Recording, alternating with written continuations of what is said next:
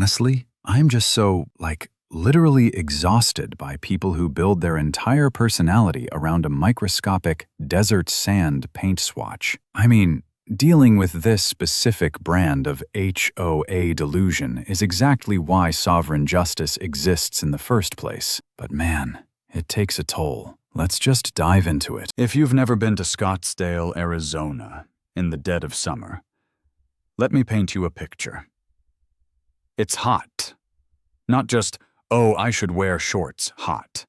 I'm talking about the kind of heat that makes the asphalt shimmer like a mirage, and your steering wheel feel like a branding iron. Now, take that oppressive, soul-crushing heat and apply it to a sprawling suburban landscape where absolutely everything, the houses, the rocks, the walls, the shopping centers, is exactly the same shade of beige. It's an aggressive, militant beige, a beige that demands compliance. I lived in one of these pristine, cookie-cutter subdivisions. My house was a beautiful two-story stucco box with wooden trim, indistinguishable from the 60 other houses on my street. And honestly, I liked it. It was quiet. The lawns were green, which is a bizarre flex in the middle of the Sonoran Desert. But whatever. I kept to myself, paid my mortgage, and minded my own business. But in a neighborhood where nothing ever happens, the people in charge have to invent things to be mad about. Enter Brenda. Brenda was the president of the Homeowners Association. If you looked up petty tyrant in the dictionary, you'd find a picture of Brenda sitting in her customized, street-legal golf cart, holding a literal wooden ruler to measure the height of the Bermuda grass. I am not exaggerating. I once saw her write up a guy 3 doors down because his decorative driveway boulders were unacceptably jagged. I had managed to fly under Brenda's radar for 3 years. I kept my weeds pulled, I hid my trash cans behind the gate, and I never, ever parked my truck on the street overnight. But my luck ran out on a Tuesday in mid-July. It started innocently enough. The brutal Arizona sun had caused a small section of paint on the wooden trim around my garage door to blister and peel. It was a patch maybe the size of a dinner plate. Not wanting to get a nastygram from the HOA, I drove down to the local hardware store to get some touch-up paint. Here is where the fatal error occurred. The approved HOA color palette for exterior trim was a shade called Navajo White. The hardware store was entirely out of Navajo White in the exterior satin finish. However, sitting right next to the empty slot was a can of desert sand. I opened the can. I looked at it. I looked at the little color card for Navajo White. They were identical. I mean it. Unless you possess the advanced optical photoreceptors of a mantis shrimp. So, there was zero discernible difference between the two colors. They were both just beige. Slightly off-white beige. I bought the desert sand, went home, slapped it on the peeling spot, and patted myself on the back for being a responsible, proactive homeowner. It dried in about 4 minutes flat. You literally could not tell where the old paint ended and the new paint began. It was a flawless patch job. 3 days later, I checked my mailbox. Inside was a crisp, heavy-stock envelope bearing the embossed gold seal of the Whispering Pines Homeowners Association. I opened it up. It was a formal citation. Violation of CC and R. Article 4, Section 3, A. Unauthorized exterior modification. Fined amount, $50. Description: homeowner has applied unapproved, non-compliant paint to the exterior garage trim. Thus, the unauthorized shade creates a visual blight on the community standard. Homeowner has 10 days to cure the violation by removing the unapproved paint and applying the board-approved Navajo White or the fine will double. I stared at the paper. A visual blight? It was a 2-foot strip of beige on a beige house, surrounded by beige gravel.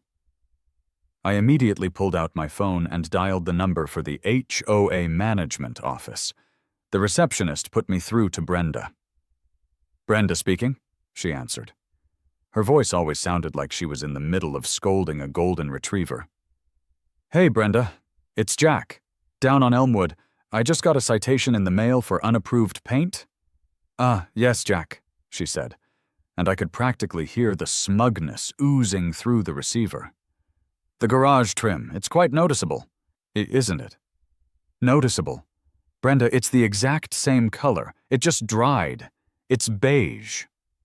"It is desert sand, Jack," she corrected, pronouncing the name of the paint like it was a highly infectious disease.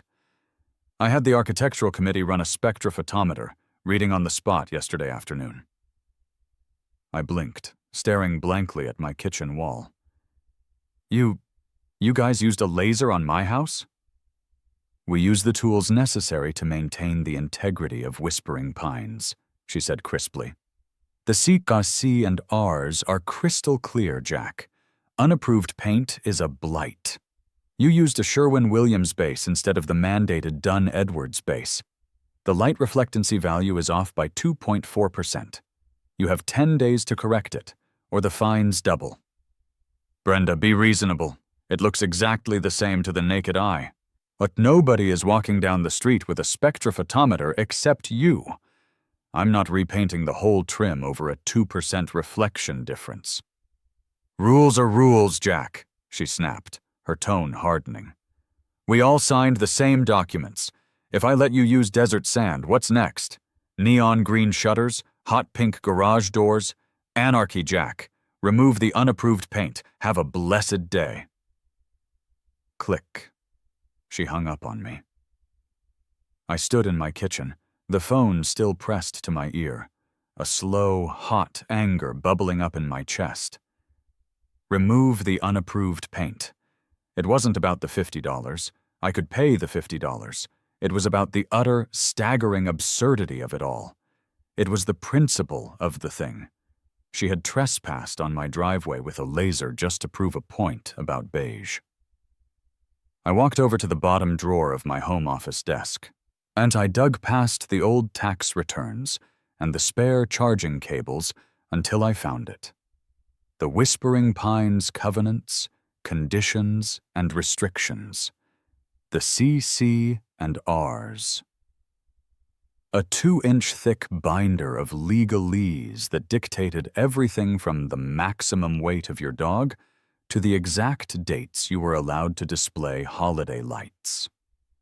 I slammed it on the desk, cracked open a cold IPA, and started reading. I flipped to Article 4, Architectural Controls. I read Section 3, A. I read it again. I traced the words with my finger. No exterior paint, stain, or coating shall be applied to any structure within the association without the prior written approval of the Architectural Review Committee. All approved colors are listed in Addendum B. Any unapproved paint must be immediately removed by the homeowner. I took a sip of my beer. I read the next paragraph, and the next. I flipped through the entire section on exterior maintenance. There were extensive, exhausting rules about what colors you could use. There were rules about the gloss level. There were rules about how to submit a color variance request. But do you know what wasn't in there? There was absolutely zero language, not a single syllable, stating that the house must be painted at all. The rules governed the paint. If there was paint, it had to be Navajo white. But there was no affirmative duty to actually have a painted exterior. A slow, terrifying, and deeply petty smile spread across my face. Brenda wanted me to remove the unapproved paint? Oh, I would remove it, all right. I would remove all of it. The next morning I was on the phone at 7 a.m. I didn't call a painter. I called a demolition and siding contractor, and I found a guy named Mike. Mike ran a crew that specialized in tearing off old siding for major renovations. He sounded tired and perpetually covered in drywall dust, which was exactly the vibe I was looking for. Mike pulled up to my house 2 hours later in a beat-up Ford F250. He was a big guy, wearing a faded high-vis shirt and a ball cap that had seen better decades. He walked up the driveway, squinting at my perfectly fine, structurally sound house.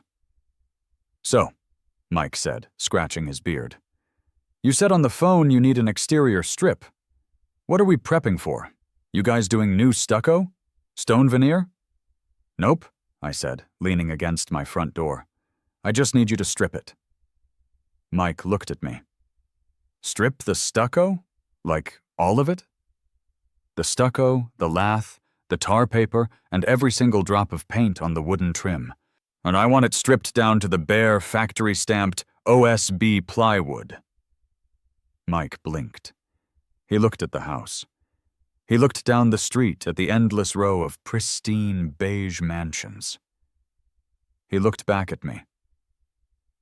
"You want me to rip the face off your house and just leave it? Just raw plywood?" "Exactly."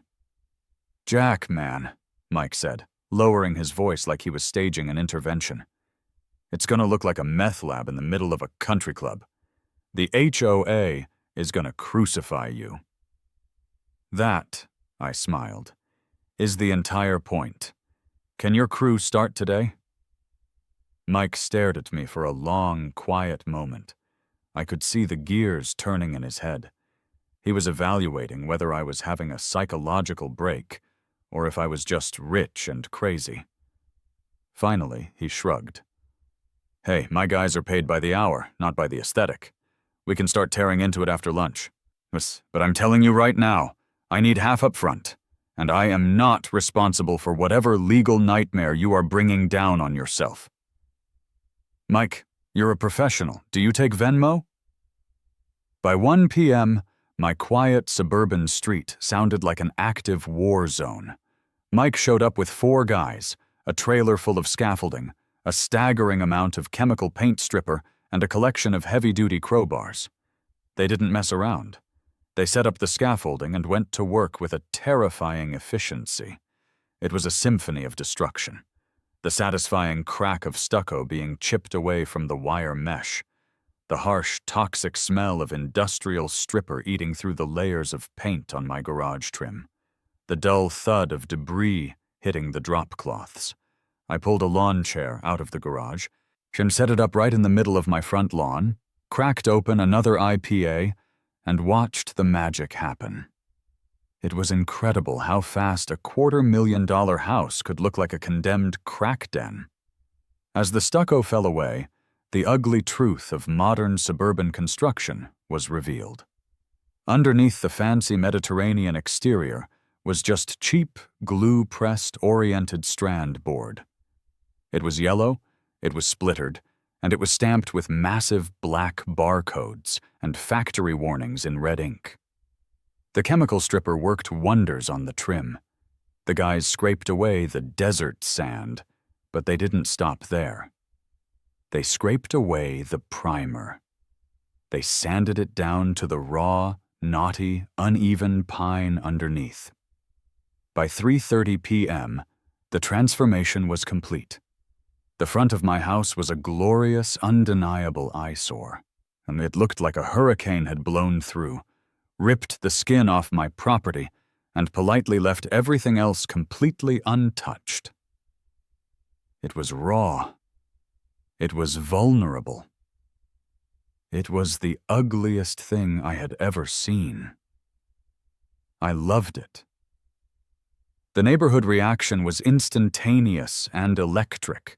First, the dog walkers stopped. A woman with a tiny, fluffy doodle froze on the sidewalk, her jaw literally dropping as she took in the sight of my bare plywood mansion. I raised my beer to her. She quickly crossed to the other side of the street, pulling her dog tightly against her leg. Then came the slow rollers.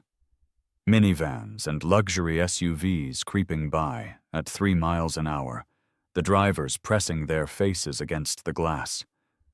I could see the frantic group texts being sent. I could practically feel the neighborhood Facebook page spontaneously combusting. What Mike came over, wiping sweat from his forehead with a rag. He looked at the house, shook his head, and sighed. Well, Jack, it's done. Stripped to the bone.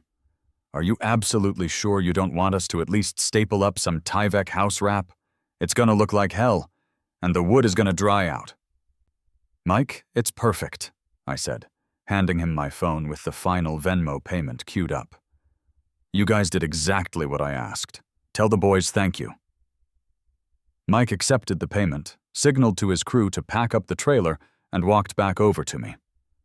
I don't know who you are trying to piss off, man, but you definitely succeeded. Good luck.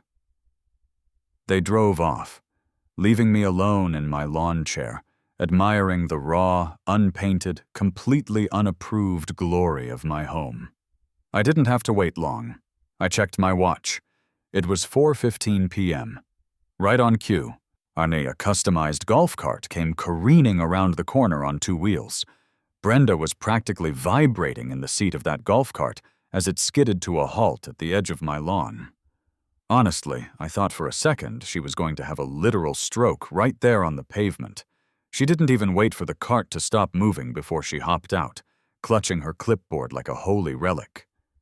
Her face went from that pale, Scottsdale white to a shade of purple I didn't even know existed. I mean, it was impressive. "Jack!"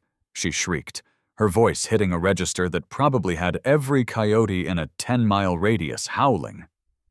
"Jack, what in the name of all that is holy have you done to your property?" I took a slow, deliberate sip of my IPA, wiped my mouth with the back of my hand, and stood up. I guess I was feeling a little bit like a gladiator, but instead of a sword, I had a heavy-duty contract for demolition. "Oh, hey, Brenda. I'm just following orders, you know? Compliance is my middle name. Well, technically it's Edward, but you get the vibe." She was pointing a trembling finger at the house. You stripped the stucco. You removed the architectural trim. It's bare wood. There are barcodes on your living room wall, Jack. Barcodes." "I know, right?" I said, nodding thoughtfully. The 04 lumber batch really had a nice grain to it before they pressed it into OSB. And honestly, Brenda, you told me to remove the unapproved paint. And since that paint was on the trim, and the trim was connected to the stucco, I figured I'd just be thorough. I didn't want to leave any visual blight behind. I mean, I'm a team player. "This is a violation," she screamed, her clipboard shaking so hard the papers were rattling. "This is the biggest violation in the history of Whispering Pines. I'm calling the police. I am calling the city. I am calling everyone." "Go for it," I said, sitting back down. "I mean, I've got nothing but time and a very comfortable lawn chair." She scrambled back into her golf cart, her thumbs blurring across her phone screen. I watched her go, and I'm not gonna lie, I felt a little rush. This is what sovereign justice is all about. It's not just about winning, it's about making sure the other person loses in the most spectacular, legally sound way possible. The police were the first to arrive. About 20 minutes later, 2 Scottsdale PD cruisers rolled up, and their blue and red lights flashing against the raw yellow plywood of my house. Honestly, in that lighting, the house looked even worse, like a construction site that had been abandoned by a crew fleeing a plague. Officer Davis and Officer Chen stepped out. I knew Davis from a minor noise complaint a few years back. Somebody didn't like my 4th of July grill playlist. He looked at me, then he looked at the house, then he looked at Brenda, who was standing there pointing and yelling about property destruction and lunacy. "Evening, Jack," Davis said, pushing his sunglasses up onto his forehead. He looked genuinely confused, like literally baffled. "Mind telling me what's going on here? Your neighbor here says you're being held hostage, or that vandals are ripping your house apart." "Hey, officer," I said, standing up again. Thus, I tried to look as calm and rational as possible. "No hostages, no vandals, just a little home improvement project. Well, home unimprovement, I guess." Brenda pushed her way between us. "Officer, look at this. He's destroying the neighborhood value. He hired thugs to rip the face off his house. Arrest him for public nuisance, for vandalism." Davis looked at her, then back at me. "Jack, did you do this yourself?" "No, sir. I hired a licensed and bonded crew. Mike's Demolition and Siding. I've got the contract and the receipts right here if you want to see them. I paid them to strip the exterior down to the sheathing." Chen, the younger officer, was walking along the perimeter of my yard, looking at the piles of stucco debris that Mike's crew had neatly bagged up. "So let me get this straight," Chen said, coming back over. You paid someone to make your house look like this?" "I mean, yeah," I said, shrugging. "The HOA told me I had to remove the paint on the trim because it was the wrong shade of beige. So I removed the paint, and the trim, and the stucco it was attached to. It's my house, right? I checked the city ordinances. There's no law that says a house has to have skin." Davis let out a long, slow breath. He looked at Brenda, who was practically foaming at the mouth. "Ma'am, is he breaking any laws? Besides, the laws of good taste?" "It's a violation of the CC&Rs, she yelled. "Right," Davis said, and I could tell he was already checked out of this conversation. "But that's a civil matter, Brenda. You know that. There's no crime being committed here. He's not hurting anyone. He's just really, really mad at you, and I guess—" "I am not mad," I interjected. "I am compliant. There is a difference." Davis chuckled, a small, quick sound. "Look, Jack, it's a civil issue. We can't do anything. Brenda, you're gonna have to take this up with your board. We're out of here." "You can't just leave," Brenda cried. "Look at it. It's an eyesore. People are looking." "People are always looking, Brenda," Davis said, as he climbed back into his cruiser. "That's what happens when you live in a goldfish bowl. Have a good night, guys." They drove off, and for a second it was just me and Brenda in the fading desert light. The silence was heavy. I could hear the wind whistling through the gaps in the OSB. "You think you're so smart," she hissed, her voice low and dangerous. "You think you found a loophole, but the city is going to shut you down. Some building codes exist for a reason, Jack. You can't leave a house like this. It's a safety hazard. It's a fire hazard. I've already emailed the head of code enforcement. They'll be here tomorrow morning. And when they condemn this dump, I'm going to be there to watch them put the unfit for habitation sign on your door." She marched back to her golf cart and sped away, leaving a little puff of dust in the air. I wasn't worried. Honestly, I'd spent 6 hours at the public library the day before, digging through the Scottsdale Municipal Code. I knew exactly what the building inspector was going to say. The next morning, the heat was already rising by 8:30 a.m. I was out on my porch, which was now just a raw wooden platform, waiting with a folder full of technical specifications. A white city truck pulled up, and a guy named Pete stepped out. Pete looked like he'd been doing this for 30 years. He had a clipboard, a hard hat he wasn't wearing, and a look of profound boredom. He walked up to the edge of my lawn and just stared at the house for a solid minute. "Well," Pete said finally, "that's a first." "Morning, Pete," I said. "I assume you're here about the structural instability report." "Something like that," Pete said, walking toward the house. He poked at a section of the OSB with a screwdriver. "The report said the house was collapsing. It's clearly not collapsing. But you got a weatherproofing problem, son. You can't leave bare wood exposed to the elements in this state. The sun will bake it, the monsoon rains will rot it, and the termites will think it's an all-you-can-eat buffet. Jamond, it's a violation of Code 14-22. Failure to maintain a weather-resistant exterior barrier. I totally agree, I said, opening my folder. That's why I took care of it yesterday evening. Pete squinted at me. Took care of it? How? It's bare wood. Actually, it's not, I said. I led him over to the side of the garage. I pointed at the wood. It looked raw. It looked dry. But when Pete reached out and tapped it with his knuckle, there was a sharp, hard clack. What the? He muttered. He leaned in closer. It's a specialized, marine-grade, deep-penetrating epoxy sealant, I explained, handing him a stack of papers. It's used for wooden boat hulls and industrial piers. It's 100% waterproof, UV-resistant, and it cures to a rock-hard finish. It's also completely matte and transparent. To the naked eye, it looks like raw, rotting plywood. But chemically, it's a structural waterproof membrane that exceeds the city's requirements for weather resistance by about 400%. Pete took the papers and started flipping through them. I could see his eyebrows rising. You coated the whole house in this?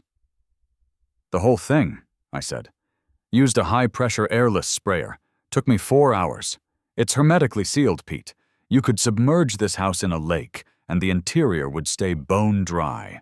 No rot, no termites, no UV degradation. It's a permanent exterior finish.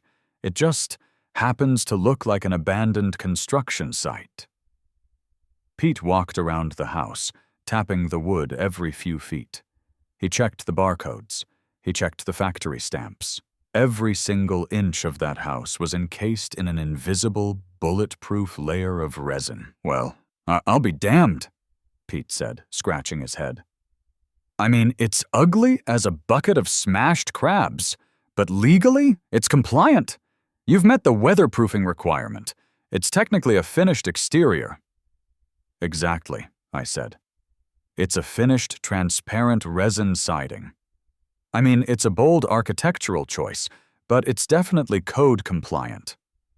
Pete handed me back my papers and sighed.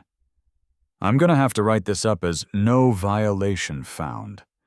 My boss is gonna think I'm crazy, but the specs don't lie. This stuff is better than stucco for keeping water out. You're good to go, Jack. Good luck with the neighbors, though. They look like they want to lynching you. Thanks, Pete. Have a good one. As the city truck pulled away, I saw Brenda's golf cart lurking 3 houses down. She'd been watching, and I gave her a little wave and a thumbs up. She didn't wave back.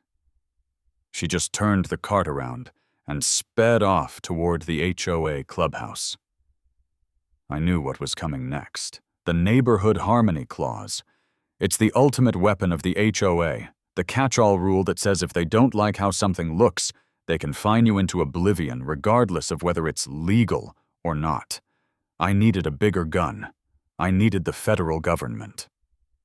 That afternoon, I made a phone call to a guy named Klaus. Klaus was a legend in the local art scene, mostly because he was completely insane and had once been arrested for gorilla sculpting, a giant metal cactus in the middle of a freeway interchange. Klaus arrived in a van that looked like it had been painted by a group of toddlers on acid. He hopped out, wearing a beret, a stained smock, and a look of intense, artistic longing. "Jack," he boomed, embracing me like we were old war buddies. "You called. You said you have a canvas for me. A canvas of rebellion." "Klaus, look at the house," I said, pointing. Klaus stood there, his hands framed in front of his eyes like a camera lens. He breathed in deeply, sucking in the scent of desert dust and resin. It is magnificent. The raw, unrefined skeleton of the American dream. The barcodes, the stamps.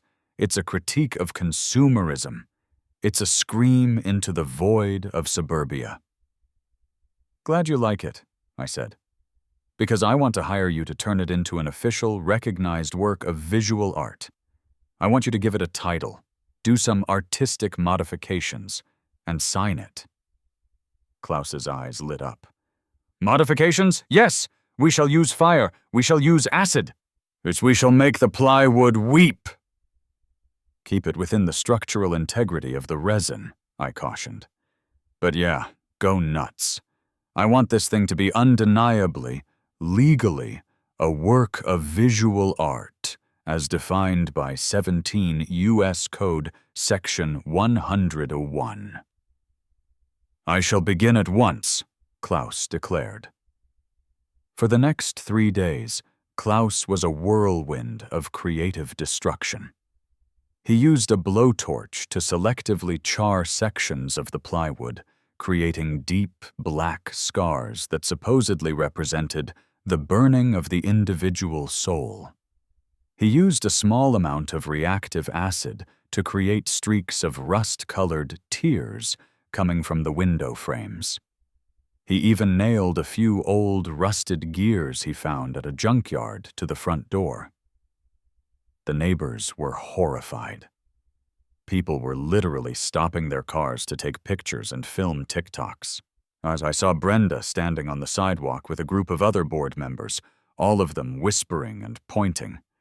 They looked like they were planning a military invasion. On the final day, Klaus stood back and admired his work. He had painted a small, elegant signature in the bottom right corner of the garage door. Klaus Fey, 2024. It is finished, he whispered. I call it suburban decay, the illusion of compliance. It is my masterpiece, Jack. It is a work of recognized stature. Perfect, I said. I handed him a contract.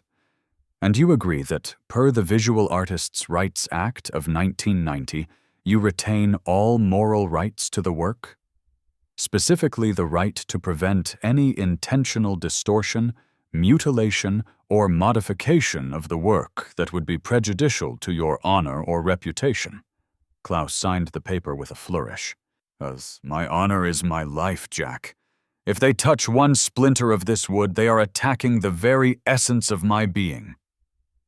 I paid Klaus his $500, gave him a bottle of expensive scotch, and watched him drive away. I was ready. The hammer dropped on Friday afternoon. I was in my kitchen, making a sandwich, when I heard the heavy rumble of a commercial truck. I looked out the window. It was a professional painting crew. 2 big vans, 6 guys in white overalls, and right behind them was Brenda's golf cart, leading the way like a tank general. They pulled into my driveway. Brenda hopped out, her face set in a mask of triumph. She marched up to my front door and hammered on it. I opened the door, a half-eaten turkey sandwich in my hand. "Can I help you, Brenda?" "Step aside, Jack," she said, her voice trembling with excitement. As the board held an emergency session last night, under the Neighborhood Harmony Clause and the Nuisance Ordinance, we have authorized a forced remediation of this property. We are painting your house Navajo white today. We have a court order, well, a board order, which is basically the same thing, and we will be billing you for the labor, the paint, and a $3,000 administrative fee. The lead painter, a guy named Rick, started unloading ladders. "Sorry, buddy," Rick said, not looking me in the eye. "She's got the paperwork. We just do what the HOA says." "Hang on a second, Rick," I said, stepping onto the porch. I didn't look at him. I looked at Brenda. "Brenda, I really wouldn't do that if I were you." "Oh, you wouldn't?" she sneered. "And what are you going to do? Call your friend the building inspector?" He can't help you now. This is an aesthetic violation. We are fixing your mess." "I'm not calling Pete," I said. I pulled a thick manila envelope from the table next to the door. "I'm giving you this." I handed her the envelope. She snatched it, her eyes narrow. "What is this? Another fake building code?" "It's a formal cease and desist notice," I said, my voice calm and steady. "And it's backed by a federal injunction filing that my lawyer sent to the U.S. District Court for the District of Arizona this morning." Brenda laughed, a shrill, mocking sound. Federal court? For a paint job? You're delusional, Jack. Read the first page, Brenda, I suggested. She opened the envelope and started reading. As her eyes moved down the page, I watched the color slowly drain from her face. I mean, it was like watching a sunset in reverse. The Visual Artists' Rights Act? She whispered. VARA, I said. 17 U.S. Code Section 106A. It's a federal law that protects the moral rights of artists. You see, Brenda, this house is no longer just a house. It is a recognized work of visual art titled Suburban Decay, The Illusion of Compliance, created by the renowned artist Klaus von Hellman. I pointed to the signature on the garage. Under VARA, I continued, the author of a work of visual art has the right to prevent any intentional distortion, mutilation, or other modification of that work. Painting over it with Navajo white would be a direct violation of federal law. It would constitute the destruction of a work of recognized stature. Brenda's hands were shaking so hard the paper was fluttering. This is ridiculous. It's a house. What, you can't turn a house into art to avoid HOA rules. The law doesn't care if you think it's art, Brenda. The law cares if the art world thinks it's art. Klaus is a recognized professional artist. He has gallery shows. He has public installations. This is a signed, documented work. If you or these painters touch this wood with a brush, you are committing a federal offense. Statutory damages for a VARA violation can go up to $150,000 per work, plus attorney's fees. And since this is a willful violation, given that I'm standing here telling you exactly what the law is, you'd be looking at the maximum penalty. I looked over at Rick, the painter. Hey, Rick, you want to be the guy who costs your company $150,000 because Brenda doesn't like the color of my plywood? You want to go to federal court for a $300 paint job? Rick stopped dead. He looked at the ladders. Then he looked at the raw wood. Then he looked at Brenda. No. No, I definitely do not. Rick, keep working, Brenda screamed. He's bluffing. It's just plywood. It's federally protected plywood, Brenda, I corrected. And I've got a GoPro mounted right there under the eave recording everything in 4K. The second a brush touches that resin, my lawyer hits the send button on the lawsuit. Rick turned to his crew. Pack it up, boys. We're out. I'm not getting sued by the feds for this crazy lady. You can't leave, Brenda shrieked, running after them. I have a contract. You have to paint it. Call my office, Rick yelled back as he climbed into his van. Sean, and tell them we're charging you a hazardous legal environment cancellation fee. The vans roared out of the driveway, leaving Brenda standing alone on the sidewalk. She looked small. She looked defeated. She looked like a beige person in a world that had suddenly turned very, very raw. She turned to me, her eyes filled with a mixture of hatred and pure, unadulterated shock. You ruined everything. The neighborhood is a laughingstock. There are people on the news talking about the Plywood Palace. We have news vans at the gate.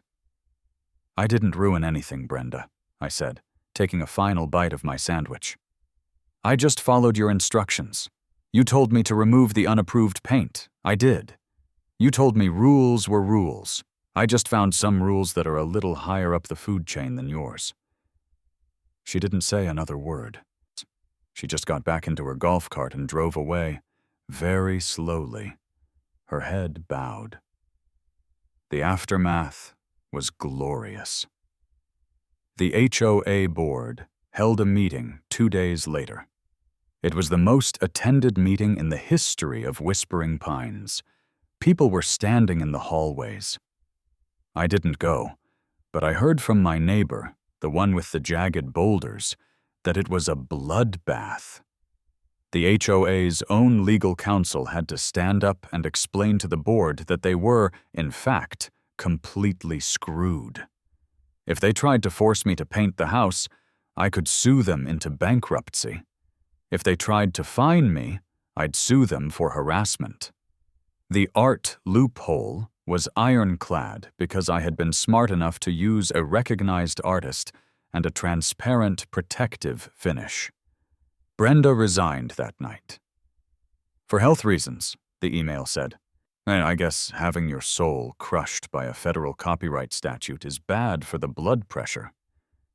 6 months later, I decided the point had been made.